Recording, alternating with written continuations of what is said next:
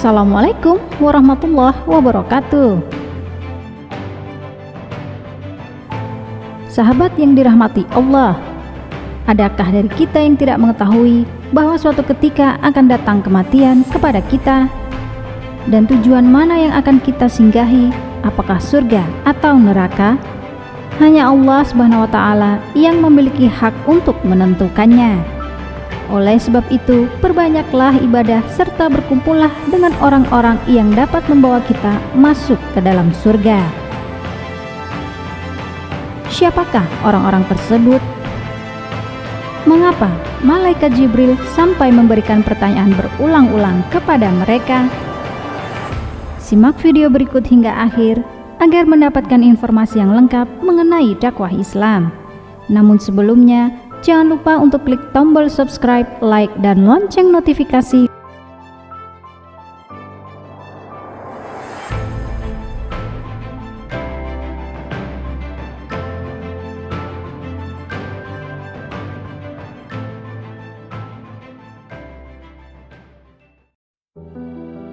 Diriwayatkan, suatu ketika Allah Subhanahu wa Ta'ala tengah menghisap amal perbuatan salah seorang hambanya. Amal perbuatan hamba tadi ternyata lebih banyak amal buruknya, maka diperintahkanlah hamba tadi untuk masuk ke neraka. Selepas kepergian sang hamba, tiba-tiba Allah Ta'ala memerintahkan Jibril alaihi salam untuk mengejarnya ke neraka.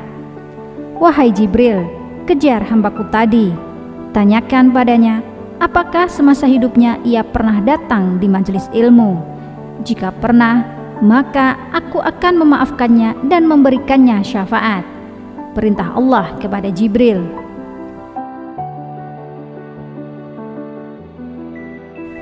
Dan berangkatlah Jibril ke neraka menyusul hamba tadi. Kemudian beliau langsung memberikan pertanyaan sesuai dengan yang diperintahkan Allah. Si hamba pun menjawab, "Aku tak pernah mendatangi majelis ilmu." Setelah mendapatkan jawaban, maka malaikat Jibril kembali menghadap Allah. Malaikat Jibril berkata, "Ya Allah, bukankah engkau lebih mengetahui keadaan hambamu?" Lalu Allah Subhanahu wa Ta'ala kembali memberi perintah kepada malaikat Jibril untuk menanyakan kepada hamba tadi, apakah ia menyukai ahli ilmu? Malaikat Jibril kembali melaporkan jawaban hamba tadi, bahwa ia tidak menyukai ahli ilmu. Dan untuk ketiga kalinya, malaikat Jibril diberi perintah oleh Allah Subhanahu wa Ta'ala untuk memberi pertanyaan kepada si hamba, apakah ia pernah satu meja makan dengan ahli ilmu? Lagi-lagi jawaban yang didapati sama, bahwa ia tak pernah satu meja makan dengan ahli ilmu. Saat memberikan pertanyaan yang keempat, Allah Subhanahu wa Ta'ala berkata bahwa beliau akan mengampuni dosa-dosa hamba tadi. Pertanyaan apakah yang diajukan?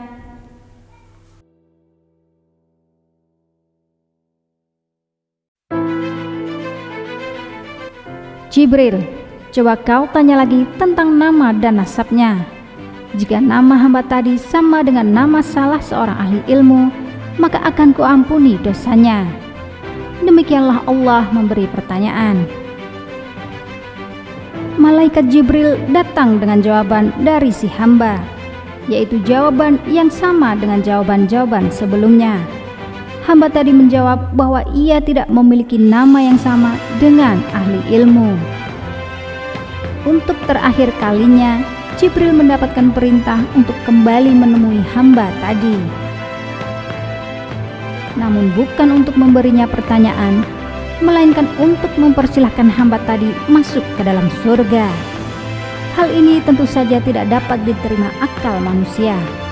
Bagaimana bisa seorang hamba yang banyak amal buruknya dapat masuk surga? Allah Subhanahu wa Ta'ala menjelaskannya pada Jibril. Satu hal yang harus kau tahu Jibril, hambaku tadi memiliki teman, dan temannya itu sangat menyukai ahli ilmu. Itulah sebab aku memaafkannya dan memasukkannya ke surga. Nah, sahabat yang dirahmati Allah, kisah di atas tentunya tidak akan disangka-sangka oleh orang awam. namun tak ada yang tak mungkin bagi Allah. Kisah ini menunjukkan bahwa rahmat Allah begitu luas, kasih sayangnya kepada umatnya melebihi murkanya kepada seorang hamba. Dan bagaimana rahmat Allah itu bekerja, tidak akan mampu dijangkau oleh akal manusia. Hal ini sesuai dengan firman-Nya. Katakanlah kepada hamba-hambaku yang melampaui batas terhadap diri-diri mereka, janganlah kalian berputus asa dari rahmat Allah. Sesungguhnya Allah mengampuni semua dosa. Sesungguhnya Dialah Zat yang Maha Pengampun lagi Maha Penyayang. Maka kembalilah kepada Tuhanmu dan berserah dirilah kepadanya sebelum datang azab, kemudian kalian tidak dapat lagi mendapatkan pertolongan. Quran Surat Az-Zumar ayat 53 hingga 54.